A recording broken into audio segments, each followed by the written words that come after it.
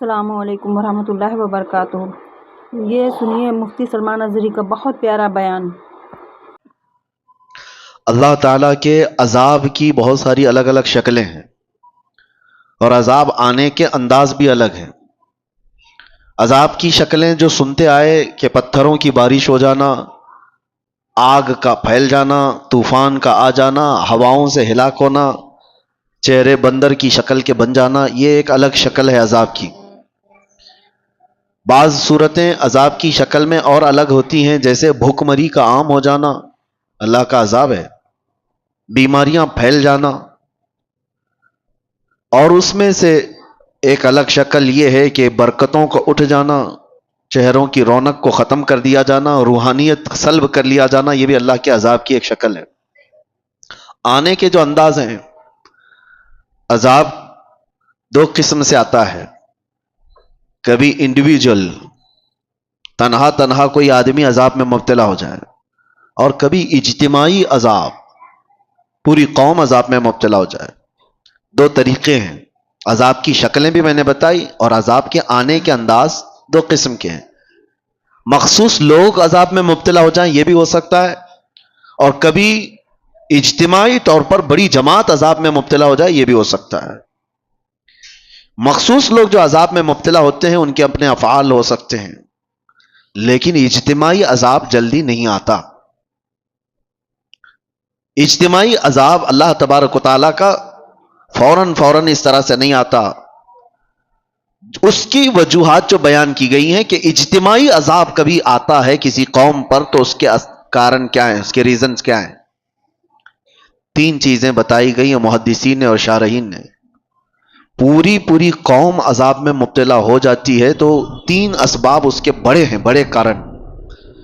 پہلا سبب مستدرک للحاکم حدیث پاک کہ اگر قوم کے اندر سود خوری بڑھ جائے، دوسرا کارن، دوسرا سبب اگر زنا پھیل جائے، تیسرا سبب زکوٰۃ سے لوگ دور بھاگنے لگ جائیں، زکوٰۃ کی ادائیگی میں کوتاہی کریں، تو فرمایا گیا یہ تین اسباب ایسے ہیں جس سے اللہ تعالیٰ کا اجتماعی عذاب قوم پر آتا ہے، اجتماعی عذاب کے وہ لوگ شکار ہو جاتے ہیں۔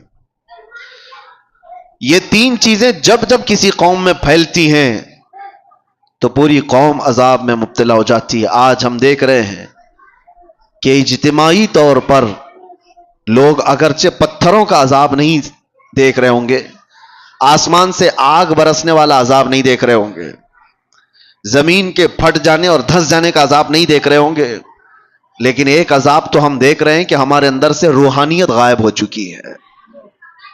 یہ عذاب تو ہے۔ اجتماعی عذاب کے جو لوگ شکار ہوئے ہیں، یہ ضروری نہیں ہے کہ آگ کے گولے برسیں اور پتھروں کا عذاب آئے، وہ پچھلی قوموں پر ہوتا رہا، لیکن فی زمانہ ہم جو اس عذاب کے شکار ہوتے ہیں، اس میں سے جو ہم دیکھ رہے ہیں برکتوں کا اٹھ جانا، چہروں کے رونق کا ختم ہو جانا، روحانیت ہماری سلب کر لی جائے، اور سب سے بڑی بات یہ ہے کہ اللہ کا سب سے بڑا عذاب کیا ہے؟ اللہ کا سب سے بڑا عذاب یہ ہے کہ جیتے جی ایمان کی دولت چھین لی جائے۔ یہ سب سے بڑا عذاب ہے۔ موت تو ایک بار آئے گی، لیکن ایمان کے بغیر مر گیا تو آخرت میں ہمیشہ اسے دوزخ ہے، ہمیشہ کی جہنم میں جائے گا۔ وہ سب سے بڑا عذاب ہے۔ ڈر اسی بات سے ہے کہ جیتے جی ہماری بدکاریوں کی وجہ سے ایمان کی دولت تو نہ چلی جائے۔ آج بے حیائیوں کا جو سیلاب آیا ہوا ہے، نظام درہم برہم ہو چکا ہے۔ میں ان دو وجوہات پر تھوڑی سی گفتگو کروں گا۔ آج جمعہ میں بھی میں نے آپ سے یہ گفتگو کیا تھا کہ دل میں کانٹے چبھ رہے ہیں، کلیجہ منہ کو آتا ہے جب حالات اپنے محلوں کے اس طرح کو سننے میں آتے ہیں کہ بدکاریاں اتنی بڑھ گئی کہ بھائی اور بہن کی تمیز ختم ہو چکی ہے۔ ایک باپ اپنی بیٹی سے مسلسل 12 سال تک زنا کرتا رہا۔ یہ حالات ہم سنتے آ رہے ہیں، تو کیا کلیجہ منہ کو نہیں آتا؟ یہ چیزیں پیدا کہاں سے ہوتی ہیں؟ انسان اس قدر درندگی کا شکار کب بنتا ہے، ایسا حیوان کب بنتا ہے؟ مین ریزن کیا ہے؟ انسان کے سود خوری کے سلسلے میں بعد میں عرض کرتا ہوں، لیکن بے حیائی جو ہے بدکاریاں. آپ نے کبھی محسوس نہیں کیا ہوگا کہ کتا اپنی مادہ کے ساتھ اگر جوڑا کھاتا ہے تو آپ کبھی اس کا رشتہ تھوڑی نہ پوچھتے ہیں کہ یہ بہن کے ساتھ ہے کہ ماں کے ساتھ ہے. ان کے ہاں کوئی نظام نہیں ہے. جب جانور بڑے ہو جاتے ہیں تو ماں اور بچوں کا بھی فرق ختم ہو جاتا ہے. لیکن کیا وہی چیز انسانوں میں آپ برداشت کر پائیں گے؟ اپنے معاشرے میں، اپنے محلوں میں، اپنے گھروں میں، اپنے خاندانوں میں یہ چیز برداشت کر سکتے ہیں؟ عقل سلیم کبھی برداشت نہیں کرے گی. لیکن ہم دیکھ رہے ہیں کہ برداشت کیے جانے کی عادت آ گئی لوگوں کو. یہ سب دیکھ کر کے ہنس کر کے گزر جاتے ہیں. اب تو بڑے بڑے حادثات پر آپ صرف اور صرف ایک سٹیٹس دن بھر لگائیں گے، اس کے بعد ہو گیا. بڑے بڑے حادثات صرف اور صرف ایک دن کی نیوز بن کر کے ختم ہو جاتے ہیں. یہ انسان کی درندگی یہاں تک جو آتی ہے، اس کے کچھ اسباب تو ہمیں ڈھونڈنا چاہیے کہ کیوں اس طرح سے انسان بے حیا ہو گیا. سب سے پہلا ریزن ہے اس کے رزق کا، اس کے کھانے کا. گاڑی میں جیسا پیٹرول ڈالو گے ویسی ہی گاڑی چلے گی. ایک ٹنکی ہے چھت پر رکھی ہوئی ہے، اس پر جیسا پانی آپ فل کرو گے، نیچے جس ٹوٹی کو بھی کھولو گے پانی وہی آئے گا جو ٹنکی میں ہوگا. رزق حلال اگر جسم کے اندر جاتا ہے تو اس کے اعضاء سے حلال کام ہوں گے. حرام رزق کا آج اتنا دور دورہ ہو گیا ہے کہ لوگوں نے اب احتیاط کرنا بھی چھوڑ دیا. یہ جو زبان کا چسکا ہے نا، آج مسلمانوں سے میں گفتگو کر رہا ہوں، دوسروں کو مت دیکھیں آپ کون کیا کھا رہا ہے. یہ زبان کی شہوت تمہیں آزاد اتنا کر گئی ہے کہ تم ہر چیز کھانے پر تیار ہو گئے. پہلے کے دور میں لوگ بچتے تھے، نان ویج کھانا ہے، گوشت کھانا ہے تو کتنی تحقیقیں ہوتی تھی کہ کہاں سے آیا، کس کا ہے، کون دیا ہے. آج کچھ بھی نہیں. ہمارے بچوں کے سامنے یہ تو مسئلے بھی نہیں رہ گئے. جو فاسٹ فوڈ کے ایسے عادی ہو گئے، ان کو راستہ چلتے ہوئے جو بھی شاورما ملا، پیزا ملا، برگر ملا، لے کے اس کو کھانا ہی ہے. تمہیں پتا ہے، میں جانتا ہوں کئی ایسے لوگوں کو جو کہتے بھی ہیں کہ ہم مردہ مرغیوں کو بیچتے ہیں. مری ہوئی مرغیاں 10 روپے کلو میں لا کر کے اس کا وہ بنا کر کے بیچتے بھی ہیں کئی ایسے لوگ. اگر دوسری قوموں کے ہاں ذبیحہ کا مسئلہ ہی نہیں ہے تو وہ جو کھائیں ہمیں اس سے فرق نہیں پڑتا، لیکن تمہارے لیے رزق کا بہت فرق پڑتا ہے. حرام رزق کا ایک لقمہ جب کسی کے پیٹ میں جاتا ہے تو میرے عزیزوں کئی دنوں تک اس کی کوئی عبادت آسمانوں تک نہیں جاتی، اس کی دعائیں قبول نہیں ہوتی. موسیٰ علیہ السلام ایک بار کوہ طور پر جا رہے تھے، ایک بندے کو اتنا روتے ہوئے دیکھا، ہاتھ لمبے کر کر کے. اس پر آپ کو ترس آ گیا. آپ کوہ طور پر جا کر اللہ سے اس کی سفارش کرتے ہیں کہ مولا اس کی دعائیں پہلے قبول کر لے. رب تعالیٰ فرماتا ہے موسیٰ وہ مانگتے مانگتے مر جائے، ہاتھ پھیلاتے پھیلاتے آسمانوں تک بھی لائے، تب بھی میں اس کی دعا نہیں قبول کروں گا. موسیٰ علیہ السلام ڈر گئے کہ ایسا کیا گناہ کیا اس نے. تو اللہ تعالیٰ فرماتا ہے کہ اس کے پیٹ میں حرام لقمہ ہے، اس کے جسم پر حرام لباس ہے. جب تک یہ ہوگا اس کا رونا گڑ گڑانا میں نہیں دیکھوں گا. آپ کیا سمجھتے ہیں یہ ہلکا ہے؟ یہ چیز کے کنٹرول ختم ہو گیا ہے، جس کی وجہ سے یہ بے حیائیاں عام ہو گئیں، بدکاریاں پھیل گئیں، لوگ آج تمیز بھول گئے. کئی ایسے نوجوانوں کو دیکھا ہے ان کو کوئی خوف ہی نہیں رہ گیا، ڈر ہی نہیں رہ گیا. رزق کا بہت بڑا اثر ہے میرے عزیزوں. سب سے پہلے اس پر کنٹرول کرو، اپنے کھانے پینے پر حلال کی طرف توجہ کرو، ورنہ یہ حرام چیز کے متعلق میرے آقا صلی اللہ علیہ وسلم فرماتے ہیں جو پیٹ حرام لقمہ بھرتا ہے اس کے لیے سب سے زیادہ بہتر ہے کہ جہنم کی آگ ہی اس کے پیٹ میں بھری جائے گی. وہ زیادہ مناسب یہی ہے کہ وہ جہنم کی آگ اس کے پیٹ میں بھری جائے گی. لوگ آج بزنس میں بھی، تجارت میں بھی یہ دیکھنا بھی چھوڑ دیے کہ پیسہ کہاں سے آ رہا ہے. لو دبا لو، ساری چیزیں دبا کر رکھو، کس کا مال کتنا ہڑپ لیا، کس کا حق دبا کر کے رکھ لیے، سب حرام ہے. رزق حرام کے ذریعے. صرف یہ نہیں ہے کہ آپ ذبیحہ دیکھ رہے ہیں مسلمان نے ذبح کیا ہے وہی گوشت آنا چاہیے. ارے کسی کا دبا کر کے ایک درہم بھی رکھا ہے وہ حرام ہے. دھوکہ دے کر کے کمائی ہوئی چیزیں حرام ہے. امام اعظم ابو حنیفہ رحمۃ اللہ تعالی علیہ کپڑے کے بڑے تاجر تھے. ایک بار ان کی کپڑے کی دکان میں ایک تھان میں عیب والا کپڑا آیا تھا، تھوڑا سا کچھ داغ تھا. خادم سے بتایا تھا کہ بیچنا تو یہ گراہک کو بتا کر کے بیچنا کہ اس میں عیب ہے. امام اعظم ابو حنیفہ چھوٹے موٹے تاجر نہیں تھے، بہت بڑے تاجر تھے. شام کو ان کا خادم آیا. اس دن جانتے ہو تقریباً 4 لاکھ درہم کی تجارت ہوئی تھی. سب سے پہلے آپ نے سوال کیا کیا وہ عیب والا جو کپڑا تھا وہ تھان بک گیا؟ اس خادم نے کہا بک گیا، وہ تو صبح ہی بک گیا. کہا بتایا تھا؟ کہا ارے میں بھول گیا تھا. امام اعظم نے کہا کہ یہ 4 لاکھ پورے کے پورے بانٹ دو، اس میں کا 1 روپیہ بھی میرے لیے حلال نہیں ہے. میرے عزیزو، یہ ائمہ اعظام تھے جنہوں نے شک والی چیز کو بھی اپنے گھر آنے نہیں دیا. شک والی چیز بھی. میں پڑھ رہا تھا اس سے قبل ایک بات، شاید آپ کے سامنے میں نے اس کو شیئر کیا ہے، بیان کیا ہے.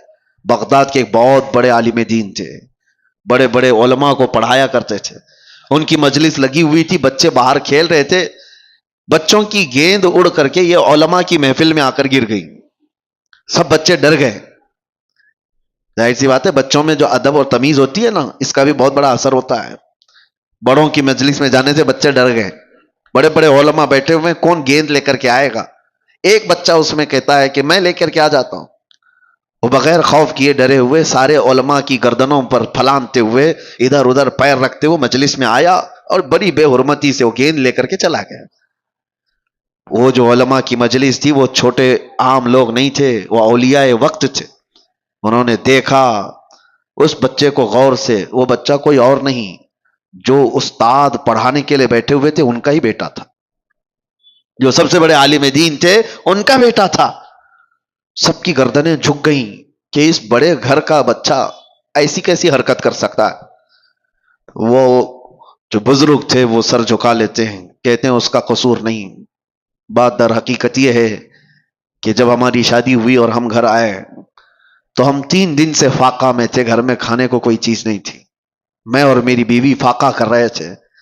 تیسرے دن ہمارے پڑوس سے ایک بھنے ہوئے گوشت کی تھالی آئی، بہت عمدہ غذا ہمارے پاس تحفے میں آئی. بھوک اتنی لگی تھی کہ ہم نے پوچھا بھی نہیں وہ کہاں سے آیا، کیا کھا لیا. پیٹ بھر کر ہم دونوں نے کھا لیا. اور اس کے بعد پھر ہم نے ملاقات کی. اس رات اس کا حمل ٹھہرا اور اسی سے یہ بچہ پیدا ہوا.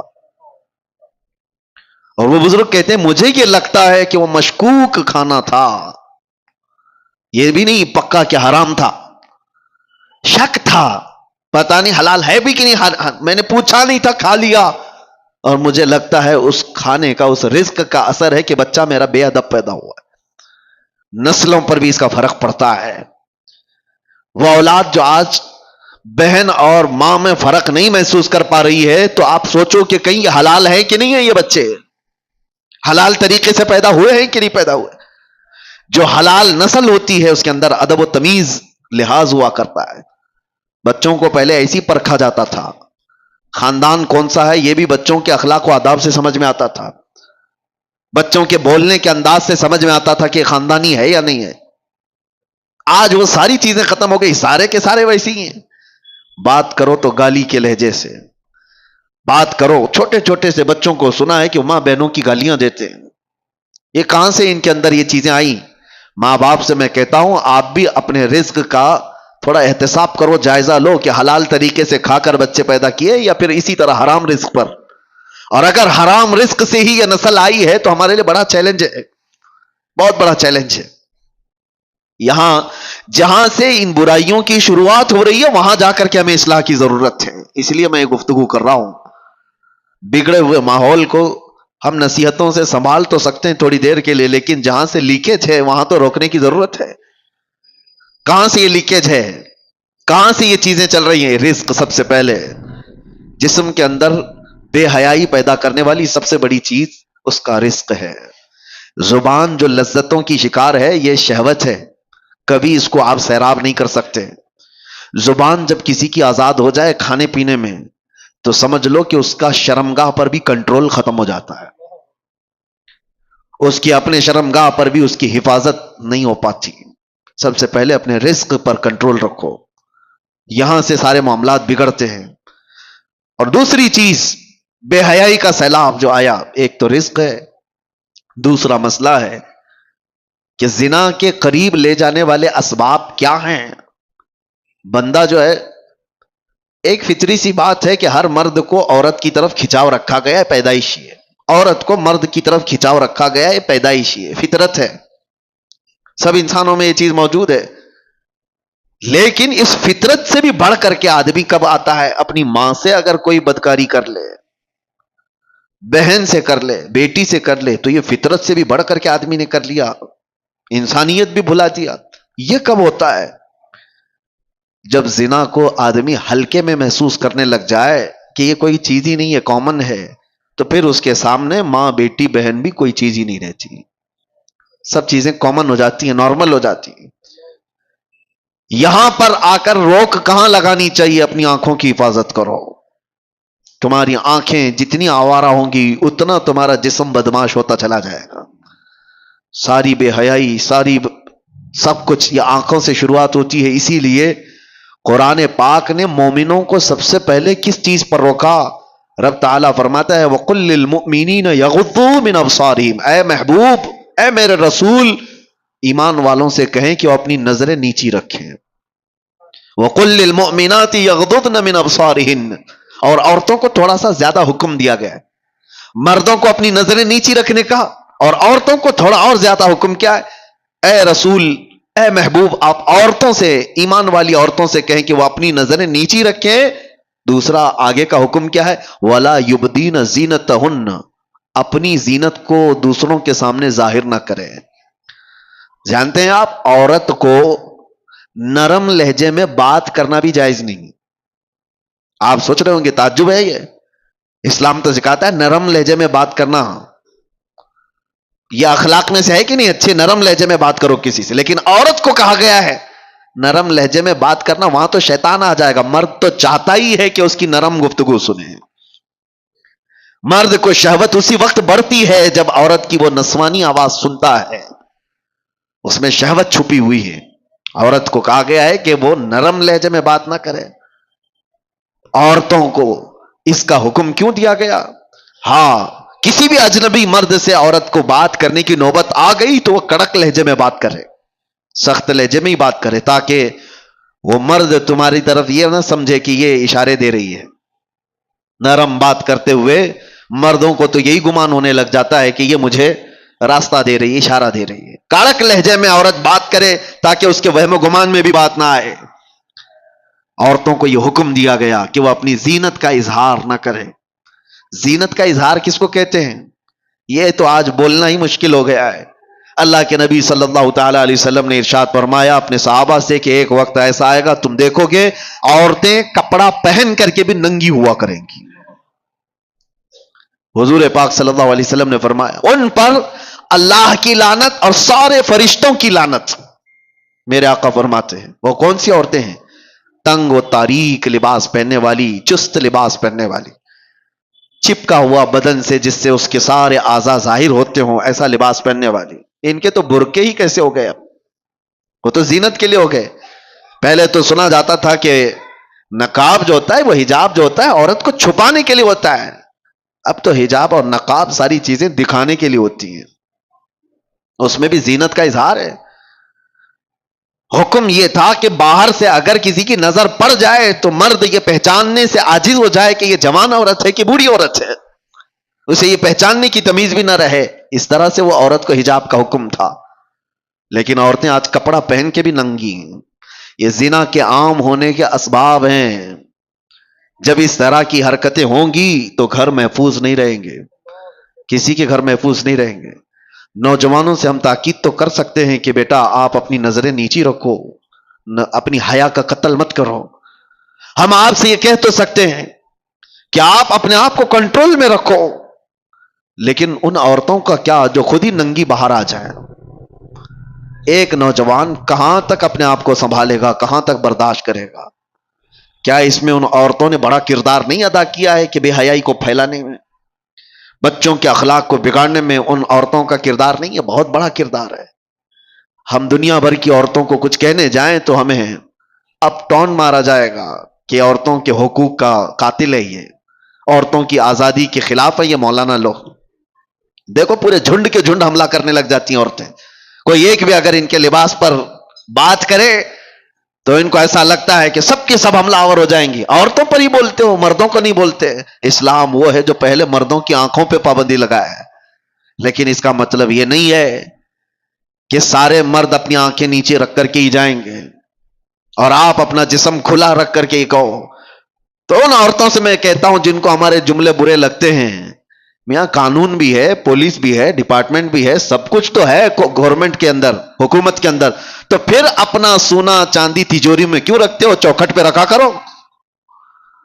پولیس تو ہے نا, حفاظت کے لیے گورنمنٹ تو موجود ہے. لاؤ اپنی جویلری پوری باہر دروازے کے باہر رکھ کر کے آرام سے سو. آپ کو لگے گا نہیں پولیس تو ہے, 24 گھنٹے تھوڑی نا میرے مال کو دیکھ رہی. یہی ہم آپ سے کہنا چاہتے ہیں, نوجوان اپنی آنکھیں نیچی تو کر لیں گے لیکن 24 گھنٹے نہیں کر سکتے. تم اپنی حفاظت تو کرو, تم اپنے جسموں کی حفاظت کرو. اور جس طرح سے یہ عورتوں کو برا لگتا ہے, میں ان سے یہی کہتا ہوں تمہارے جسموں کو ہم حفاظت کے لیے کہہ رہے ہیں, یہ نہیں کہ کوئی یہ پابندی ہے, یہ کوئی قید ہے. کس نے کہا کہ تم کو قید کرنا ہے؟ اگر عورتوں کو قید میں رکھنا ہوتا تو ہماری آدھی شریعت ام المومنین عائشہ صدیقہ سے نہیں چل رہی ہوتی. سیدتنا عائشہ صدیقہ رضی اللہ تعالیٰ عنہا کے بیان کردہ حدیثوں سے آدھی شریعت ہے ہماری. آپ کو کیا لگتا ہے عورتوں کو قید کیا گیا ہے؟ عورتوں کو قید نہیں, عورتوں کو ان کے مقام پر رکھا جا رہا ہے جس کے وہ حقدار ہیں. کبھی آپ یہ سوال کرتے ہیں کہ خانہ کعبہ پر غلاف کیوں چڑھایا جاتا ہے؟ اس لیے کہ وہ مقدس ہے. قرآن پہ غلاف کیوں رکھا جاتا ہے؟ فرق کرنا ہے کہ وہ مقدس ہے. یہ تمام چیزیں کیوں رکھی جاتی ہیں؟ کہ ان کا تقدس برقرار رکھے. عورتوں کو اسی لیے پورے لباس کی بات ہم کرتے ہیں کہ ان کا تقدس برقرار رہے. ننگی رہے تو ہر ایرا غیرہ نتھو کھیرا دیکھتا تو رہے گا ہی. لوگوں کی شہوت پر کسی کا کنٹرول تھوڑی نہ ہے. کتنوں کی آنکھوں کو ہم بچائیں گے؟ یہ بے حیائی کا جو دورہ ہے اس میں یہ سارے اسباب ہیں. برا رزق جب جسم میں جاتا ہے تب اس کا زنا کی طرف میلان زیادہ ہوتا ہے. حرام رزق جسم میں آتا ہے تو بے حیائی کی طرف بڑھتا ہے. اور دوسرا کارن, عورتیں اور مرد جب اپنے لباس کے ساتھ ناانصافی کرتے ہیں تو پھر یہ بے حیائیوں کا دورہ ہے. شیطان یہ چاہتا ہی ہے کہ تمہارا لباس نکال دیا جائے, تمہیں ننگا کر دیا جائے. وہ یورپ ہے جس نے جانور اور مردوں کے, انسانوں کے فرق کو مٹا دیا ہے. میں اکثر ایک جملہ جو کہتا ہوں, ننگا رہنا اگر فیشن ہے تو بھینس زیادہ فیشنیبل ہے, جانور زیادہ فیشنیبل ہے, وہ تو کچھ بھی نہیں پہنتے. ننگا رہنا کوئی فیشن ہے؟ انسانیت کیا ہے؟ ہم کوئی جنگلی زندگی گزار رہے ہیں کیا؟ ہمیں کپڑے میسر نہیں ہیں؟ اس کو یہ شیطانی تمام جماعتوں نے مل کر کے شہوتوں کو عام کرنے کے لیے ننگا کیا ہے. ورنہ کپڑوں کی دشمنی کس کی ہے؟ ارے بڑے بڑے برانڈ کے کپڑے تو تم ہی لوگ بناتے ہو اور پھر ننگا بھی رکھنا چاہتے ہو. کمپنیاں بند کر دو, کپڑے ہی مت بناؤ. جو کپڑے بنتے ہیں تو اس بات کا تصور میں آپ کو لانا چاہتا ہوں, کس کے لیے بنتے ہیں؟ جانوروں کے لیے. حیرت ہوتی ہے, میں کبھی کبھار یہ بھی چیز محسوس کرتا ہوں, محفلوں میں, شادیوں میں, باراتوں میں وہ کرسیاں زیادہ پردے میں رہتی ہیں عورتوں سے ہیں. اور کرسیوں کو شامیانے والے موجود ہیں, اوپر سے نیچے تک چھپائے ہوتے ہیں, پتہ بھی نہیں چلتا اندر لال کرسی ہے کہ پیلی کرسی ہے, کپڑا اڑا دیا ہے. بے جان کرسی کو اتنا پردے میں رکھا ہے اور جان والی عورت کو پوری طرح سے زینت بنا کر لوگوں کے سامنے رکھا ہے. ان خواتین سے میں کہتا ہوں تمہیں آج کوئی روکنے والا نہیں ہے, کوئی قانون ایسا نہیں ہے کہ تمہیں پابند کرایا جائے. صرف ایک قانون ہے, وہ اللہ رب العزت کا خوف. تمہیں قیامت کے دن اٹھایا جائے گا. میرے آقا صلی اللہ تعالی علیہ وسلم نے فرمایا معراج کی شب میں نے جہنم میں اکثر عورتوں کو دیکھا ہے. ان کے عذابات کا بھی ذکر فرمایا. ان میں سے ایک عذاب کا ذکر میرے آقا نے فرمایا کہ عورتوں کو بالوں سے باندھ کر کے سزا دی جا رہی تھی اور ان کے بالوں میں پیپ اور خون بھرا ہوا تھا اور فرشتے ان کو دردناک اذیتیں دے رہے تھے, عذاب میں مبتلا کر رکھے ہوئے تھے. پوچھا گیا کون سی عورتیں؟ کہا گیا کہ یہ اپنی زینت کا اظہار عوام کے سامنے کرتی تھی, یہ بے حیا باہر آیا کرتی تھی. تمہیں اسلام نے جو عزت و وقار دیا ہے اس عزت و وقار کے ساتھ رہو, ورنہ معاشرہ بہت خراب ہوتا جا رہا ہے. اب یہاں مردوں کی ذمہ داری ہے, اپنی بیٹیوں کو پردہ سکھاؤ. ننگی لا کر کے بازاروں میں گھمانے کو پوش نہیں کہا جاتا, بے حیا آدمی ہے وہ. جو اپنی بیٹیوں اور اپنی عورتوں اور اپنی بہنوں کے پردے کے سلسلے میں آزاد خیالی کا اظہار کرتا ہے. نہیں، ہمارے ہاں تو یہ سب نہیں چلتا ہے، نہیں چلتا ہے. میرے آقا صلی اللہ علیہ وسلم نے فرمایا دیوس جہنمی ہے، دیوس جہنمی ہے، دیوس جہنمی ہے. صحابہ نے پوچھا یا رسول اللہ وہ کون ہے دیوس؟ حضور پاک فرماتے وہ شخص دیوس ہے جس کی عورت بے پردہ باہر نکلتی ہے، وہ مرد بھی جہنم میں جائے گا. مرد کے بارے میں، عورت کے بارے میں اور مرد کے بارے میں. اور ایک بات میں آپ کو بتاؤں، مرد اپنی غیرت اور اپنی مردانگی کیسے اس کی پہچانی جاتی ہے؟ عرب والوں سے آج بھی پوچھو، عرب میں آج بھی جا کر کے پوچھو، آج بھی ان کے حالات اگرچہ بگڑے ہوئے ہوں لیکن سگی بھابھی کو بھی کوئی دیور نہیں دیکھ سکتا وہاں. کئی ایسے میں گھر جانتا ہوں، کیونکہ ان کی غیرت ہے، اس کو مردانگی سمجھتے ہیں اپنی عورت کی حفاظت کرنا. یہ بے غیرت بے حیا لوگ ہیں جو اپنی عورتوں کا اظہار کرنے کے لیے باہر لے آتے ہیں. شک ہوتا ہے تم پورے ہو بھی کہ نہیں ہو عورتوں کا اظہار کرانے کے لیے. اور اب تو فیشن بنا ہوا ہے، ایک خوبصورت عورت کسی کی آ گئی تو وہ دوستوں میں لا کر کے اس کو ملوا رہا ہے، اس کو دکھوا رہا ہے دیکھو ہم تمہاری بھابھی کیسی ہے. معاذ اللہ رب العالمین، تم زنا کے دروازے کھول رہے ہو، تم بے حیائی کی دروازے کھول رہے ہو. تمہاری عورت بازار کی زینت نہیں ہے جو لا کر کے دکھا رہے ہو. ارے موبائل دکھا دیا، گھڑی دکھا دیا، جوتے چپل دکھا دیا، سمجھ میں آتی ہے کہ چلو اس کی اپنی خوشیوں کا اظہار کر رہا ہے. اپنی بیوی کو دکھاؤ گے دوسروں کے پاس اور امید کیا رکھتے ہو سامنے والے سے؟ یہ تو بات ہی الگ ہو گئی کہ کتے کو سامنے گوشت دکھا کر کے پھر کہا جائے کتا کچھ نہیں کرتا ہمارا. کتا گوشت خور ہے، وہ کھائے گا، آج نہیں کھائے گا، کل نہیں کھائے گا، کبھی تو تم نے دروازہ کھول رکھا ہے، وہ کبھی نہ کبھی کھائے گا اس چیز کو. اسی لیے میرے عزیزوں، ایک بزرگ نے اپنے مرید سے کہا تھا، یہی لڑکیوں کے پردے اور حجاب کے بارے میں بات آئی تو انہوں نے کہا تھا بیٹا گوشت خرید کر کے لانا، 2 کلو گوشت ایک کھلے برتن میں سر پر رکھ کر کے لانا، کپڑا مت ڈھانکنا. وہ گوشت تو خرید لیا، سر پہ برتن رکھ کر کے اپنے بزرگ استاد کے پاس لا رہا تھا، جب تک کوے سارا گوشت کھا گئے تھے. کوئی چیل، کوئی کوا، کوئی اٹھا کر کے لے گئے، برتن خالی. تو استاد نے اس سے پوچھا کہاں گیا گوشت؟ کہا سب تو یہ پرندے کھا گئے، آپ نے منع کیا تھا کپڑا رکھنے. میں نے کہا، اس بزرگ استاد نے کہا تم نے دیکھا یہ تھوڑے سے سفر میں چیل کوے کھلے گوشت کو چھوڑتے نہیں، تو تمہاری ماں اور بہنوں کو کھلا رکھو گے تو یہاں کے درندے کیسے چھوڑ دیں گے؟ یہ زنا کا عام ہونا، یہ بڑی بڑی باتیں کرتے ہیں. آج ریپ بہت ہونے لگ گیا، کیا سزائیں نہیں ہیں دنیا میں؟ آج تو اتنی سخت سزائیں، 20 سال کی سزائیں، عمر قید کی سزا ہے، پھانسی کی سزا ہے. ہم نے قید خانے میں دیکھا ہے کتنے آتے ہیں ریپ کیس میں. یہ 376 آپ کو معلوم ہوگا، مشہور ہے. جب بھی اس میں آتا ہے تو اس کو جیل میں بھی لوگ مارتے ہیں، وہ سب پتا ہے، سب کو معلوم ہے کہ اتنا سخت قانون ہے، پھر بھی بچتے کیوں نہیں ہے؟ اس کا سدے باب روک تھام ہوتی کیوں نہیں؟ اتنا سخت قانون بچیوں کے ساتھ، جو نابالغ بچیاں ان کے ساتھ جب ریپ ہوتا ہے تو اس کا اور بڑا سخت قانون ہے، اس میں تو بیل بھی نہیں ہے. اس میں سخت قانون بھی اور جج بھی اور ساری عدالتیں اس کے ساتھ سختی کے ساتھ بھی پیش آتی ہیں، پھر بھی رکتی کیوں نہیں؟ ریشو آپ نکال کر کے دیکھو آپ کہ یہ کتنی کوانٹیٹی میں آج بھی یہ سارے معاملات ہو رہے ہیں. کیوں ہو رہے ہیں؟ قانون سے بھی لوگوں کا ڈر ختم کیوں ہے؟ وجہ یہ ہے میرے عزیزو، جو میں نے شروع میں کارن بتایا. پہلی چیز، رزق حرام جسم میں ہو تو عام لڑکی تو کیا، وہ اپنی ماں بہنوں کے اوپر بھی غلط نظر ڈال سکتا ہے. دوسری چیز، جب لباس دونوں لوگوں کا بے حیا ہو جائے، مردوں اور عورتوں کا، تو کب تک قانون بچائے گا؟ کب تک قانون بچائے گا؟ جہاں یہ تھوڑا سا تنہائی کا موقع پا جائیں گے تو پھر اس حیوانیت کی طرف آ جائیں گے. اسی لیے قرآن نے جہاں روک تھام کی ہے وہیں سے رک جاؤ، وہیں سے رک جاؤ. اسلام نے شروع جہاں سے ہوتا ہے، لیکیج جہاں سے ہوتا ہے، وہاں پر روک لگائی. اپنی آنکھوں کی حفاظت کرو، اپنی آنکھوں کی حفاظت کرو، اپنے لباس کو سلیقے والا رکھو. یہ جو آج نوجوان کبھی آتے ہیں تو مجھے بڑا تعجب بھی ہوتا ہے. میری عادت نہیں ہے ڈانٹ ڈپٹ کرنے کی، کسی کو سامنے ذلیل کرنے کی، کبھی بھی نہیں. کچھ بہت سارے اس طرح کی چیزوں میں ملوث آتے ہیں، لیکن ایک چیز، جب یہ پھٹے کپڑے پہن کے آتے ہیں، جینس ادھر سے پھٹی ادھر سے پھٹی، اور پھر کہتے ہیں یہ فیشن ہے، کس لیے پھاڑ کر کے پہن رہے ہو؟ ستر دکھانا. لوگوں کو یہ لگتا ہے کہ ماڈرن دنیا ابھی یہ کر رہی ہے تو ہمیں بھی کرنا چاہیے.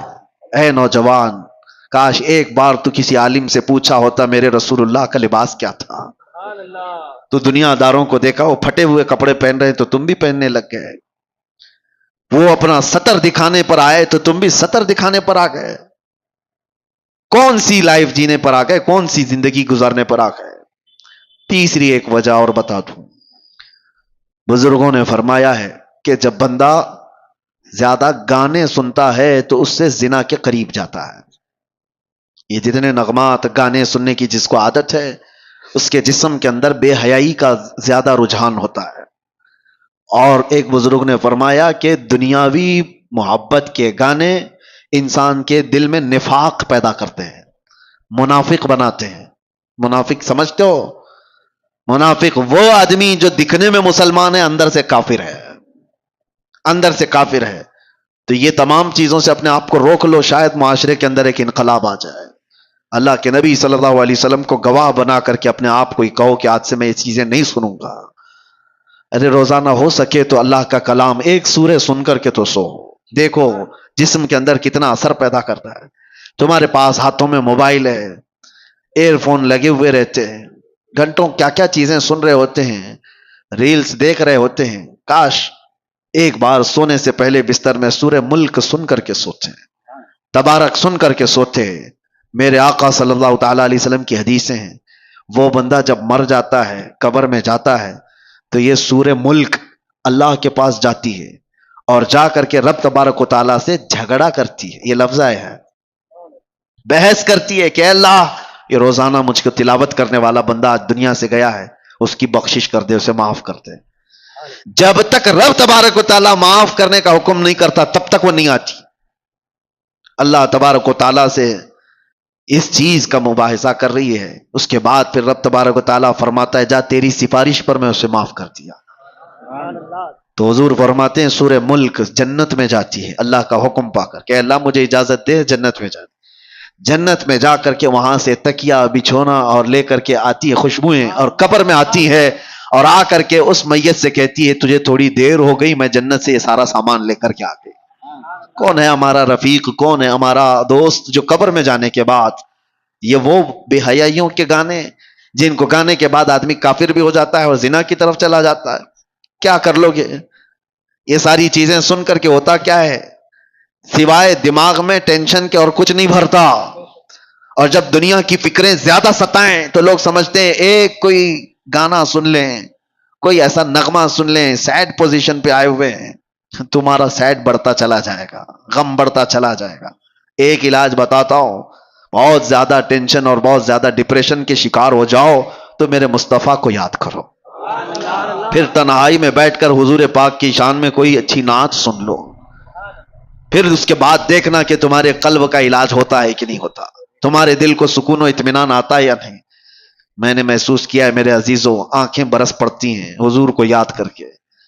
جب آدمی گھبرا کر کے حضور کو سننے کی کوشش کرتا ہے تو دل کی جتنی بھی بھڑاس ہے وہ نکل جاتی ہے، دیواروں کو پکڑ کر کے رونے کا من کرتا ہے، پھر سب کچھ ہلکا ہو جاتا ہے۔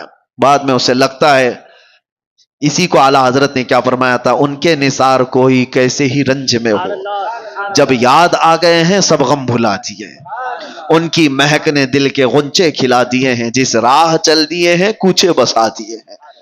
نبی آخر الزمان صلی اللہ تعالی علیہ وسلم کی یاد تمہارے دلوں کے اندر ایک انقلاب پیدا کرے گی، تمہارے چہرے پر رونق اور تمہاری زبان میں اثر پیدا کرے گی۔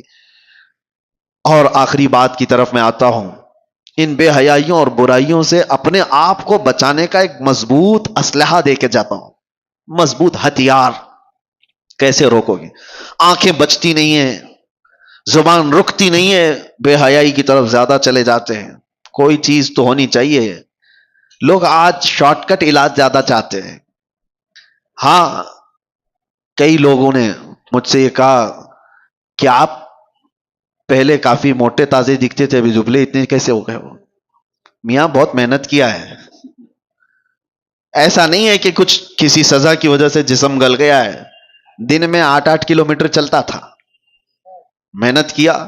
اب کسی کو بتایا کہ جسم کی چربی پگھلانے کے لیے محنت کرنی پڑتی ہے، نہیں، ان کو کوئک علاج چاہیے اور وہ ڈھونڈ رہے ہیں اور بیوقوف ڈاکٹروں کے ہاتھوں میں جا کر کے اپنے آپ کو برباد بھی کرتے ہیں. کوئی ڈاکٹر کہا صبح سے شام تک 5 کلو کم ہو جائے گا, چلا گیا اس کے پاس بھی.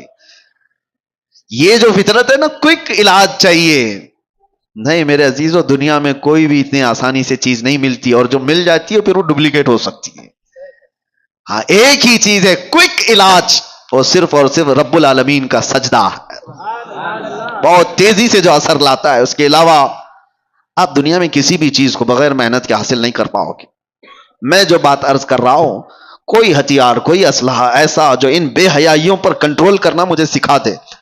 تھوڑی محنت تو ضروری ہے, تھوڑی محنت تو آپ کو ضروری ہے, لیکن ایک ایسا ہتھیار میں دے کر کے جاتا ہوں, دیکھنا آپ خود عمل کر کے. میری طرف سے کثرت سے صبح سے لے کر شام تک جہاں بیٹھو, جہاں کھڑے رہو, جہاں انتظار, جہاں کہیں پہ بھی اپنی زبان پر درود پاک پڑھنے کا ورد جاری رکھو, پڑھتے رہو, صرف اور صرف یہ پڑھتے رہو. اور پھر آپ محسوس کرو گے اللہ تعالیٰ کہاں کہاں سے تمہیں بچا لیتا ہے.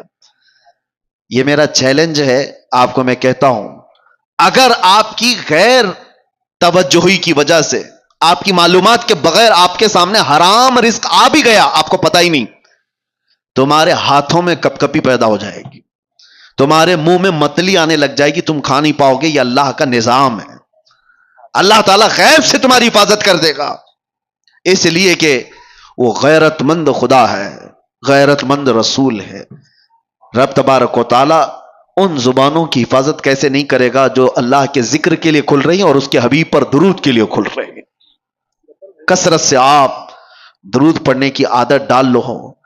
میں نے سنا تھا شاعر مشرق اقبال کے متعلق, ڈاکٹر اقبال کو سنا ہوگا, ایک ہی شعر ہزاروں بار پڑھا گیا لیکن آج بھی اس میں ایک جان نظر آتی ہے کہ محمد سے وفا تو نے تو ہم تیرے ہیں, یہ جہاں چیز ہے کیا لوح و قلم تیرے ہیں. جملہ ہی تو ہے نا, شعر ہی تو ہے, ہزاروں شعروں پر بھاری شعر ہے.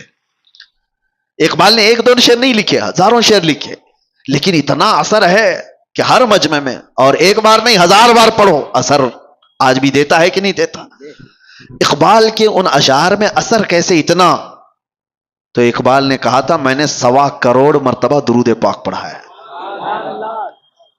1.25 کروڑ مرتبہ درود پاک پڑھا ہے. میں نے یہ سنا تھا. اگر یہ بات ہے تو میرے عزیز و زبان کا اثر بڑھ جاتا ہے. ہم نے خود بھی اپنی عادت یہ بنا رکھی ہے, سفر میں ہوں کہیں پر بھی ہوں کثرت سے درود پڑھتے رہیں. اس سے کئی چیزوں سے آدمی بچ جاتا ہے, دوسروں کی غیبت کرنے سے, دوسروں کو برا بھلا کہنے سے, اور اپنی زبان کو غلط چیزوں کی عادت ڈالنے سے. ان تمام چیزوں سے اللہ حفاظت کرتا ہے. تو آج سے ان چیزوں کی عادت ڈال لو, اللہ تعالیٰ ان بے حیائیوں کو ہمارے اندر آنے سے محفوظ فرما دے. اور میرے عزیزوں, معاشرے کے اندر جو بے حیائیاں پھیلتی جا رہی ہیں, اپنے رزق پر کنٹرول کرو. ہر جگہ کھانے کی نہیں ہوتی, تم بھینس نہیں ہو, تم بیل نہیں ہو جہاں ہرا گھاس دکھا اور منہ ڈال دیا. ہر چیز تمہارے کھانے کے لیے نہیں ہے. اپنے اندر حلال اور حرام کی تمیز ہمیشہ رکھو. ایک لقمہ بھی اگر جاتا ہے تو تمہاری نسلوں پر بھی اثر کرتا ہے, نسلوں پر بھی اور تمہارے اعمال پر بھی. ایک صاحب ٹرین میں سفر کر رہے تھے, سنا تھا میرے استاد سے, بہت پرہیزگار آدمی تھے, بہت پرہیزگار. سفر کرنے کے وقت ظاہر سی بات ہے بہت سارے لوگوں سے ملاقات ہو جاتی ہے. ایک بڑا مالدار آدمی بھی اس پہ سفر کر رہا تھا. اتفاق سے ایسا ہوا کہ وہ اتر گیا اور وہ اپنا سوٹکیس چھوڑ گیا, اس کو یاد ہی نہیں تھا. تو یہ جو بہت ہی پرہیزگار عالم تھے, انہوں نے دیکھا کہ یہ صاحب جو مجھ سے صبح سے ملے ہوئے تھے ان کا سوٹکیس چھوٹ گیا. اٹھایا تو دیکھا وہ کھلا ہی تھا. بے شمار اس کے اندر مال و دولت, پیسوں کی گڈیاں بھری ہوئی تھی, اور جویلری بہت ساری تھی. دیکھا اتنے کہ 7 نسلیں کھا سکتی ہیں. اور بیچارہ ایک مولوی غریب آدمی جس کی تنخواہ آج کیا ہوا کرتی, اس زمانے کی بات کر رہا ہوں, 100 سال پہلے کی, یا تقریباً 50 سے 100 سال کے عرصے کے بیچ میں. دل میں برا نہیں آیا, کہا کہ نہیں اس کو ڈھونڈ کر کے اس کے مالک تک پہنچا دوں گا. ایک امانت داری تھی. وہ صاحب علم شخص کہتے ہیں کہ انہوں نے ڈھونڈنا شروع کیا سٹکیس سے یا کسی طرح سے, پتہ لگایا تو ایک شہر کا رہنے والا تھا. 2 یا 3 دن لگ گئے اس بندے کو ڈھونڈنے کے لیے, اور یہ صاحب گئے اس کے گھر پر. وہ شخص باہر آیا تو دیکھا, پہچان لیا. اس نے کہا کہ آپ ٹرین والے مسافر ہو؟ کہا ہاں میں وہی مسافر ہوں. کہا کیسے آنا ہوا؟ کہا آپ کا سوٹ کیس چھوٹ گیا. وہ فوراً گلے لگ گیا. کہا اس میں تو کتنی بڑی جمع پونجی تھی میری، ایک دو نہیں، تقریباً اس میں لاکھوں کی مالیت کی چیزیں موجود تھی. لیا اور کہا آپ جیسا فرشتہ صفت انسان میں نے نہیں دیکھا آج کے دور میں، اتنے فتنوں کے دور میں. مال ملا ہے، لے کر کے چلا جاتا ہے، نہ میں تم کو کچھ کہہ سکتا تھا، معلوم بھی نہیں تھا. اس نے کہا نہیں، میرا دین یہ نہیں سکھاتا، میرا دین یہ نہیں سکھاتا. امانت داری ہے. اللہ کے نبی صلی اللہ تعالی علیہ وسلم کی محبت میں اس شخص نے دے تو دیا. اس کے بعد وہ جو مالدار آدمی تھا اس نے کہا میں سارے لوگوں کو بلا کر تمہارا تعارف کراؤں گا، آپ مہمان بن جاؤ. میرے گھر پہ مہمان بنایا، بہت خاطر تواضع کیا، بہت عزت. گھر میں دعوت عام تھی، لوگ آئے، سب کے سامنے اس سیٹھ نے، اس مالدار آدمی نے اس مولوی کی بڑی تعریفیں کی. ایسا شخص میں نے نہیں دیکھا. ایک دن رکایا، دوسرا دن آیا، تیسرے دن وہ جانے والے تھے. کہا کہ اب مجھے جانے دو. اس نے کہا کہ ٹھیک ہے. تو جس کمرے میں ان کو رکایا گیا تو غسل خانہ بھی تھا. یہ بیچارے مولوی صاحب گئے غسل خانے میں. اس سیٹ کی جو عورت تھی وہ ابھی نہا کے گئی ہوئی تھی. اس کا ہار سونے کا وہاں لٹک رہا تھا. یہ نہائے اور وہ ہار اٹھا کر جیب میں رکھ لیا، چوری کر لیا. تعجب ہو رہا ہے کہ نہیں ہو رہا ہے؟ ایک چھوٹا سا ہار تھا، بہت بڑا بھی نہیں تھا، اس کو رکھ لیا، دبا لیا. کہا یہ لے کے جاؤں گا اس کے گھر سے.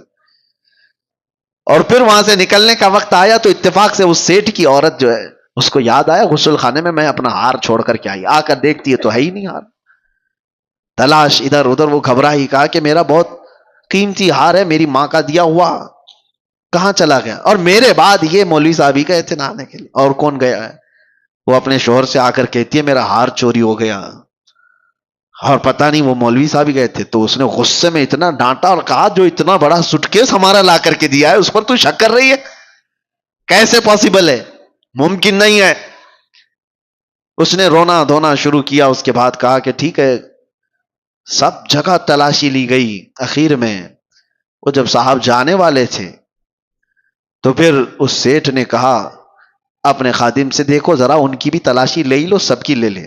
ان کی تلاشی لیے تو ان کے پاس وہ ہار مل گیا. یہ سیٹھ کا تعجب کا اور بڑا مسئلہ. کہا کہ آدمی نہیں سمجھ میں آیا، رکھنا تھا تو میرا سوٹ کیس ہی رکھ لیتا، پورا مال رکھ لیتا. ارے وہ لوٹانے کے لیے آیا اور چھوٹا سا ہار دبا کر جا رہا ہے.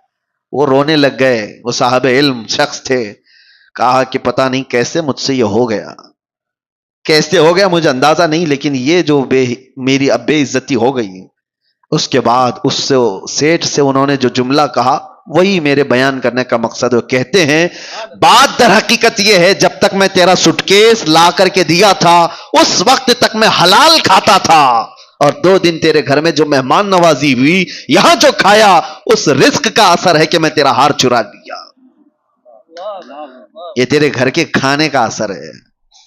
میرے عزیزوں بہت جلدی انسان کے اندر حالات بدل جاتے ہیں. اپنے رزق پر کنٹرول کرو.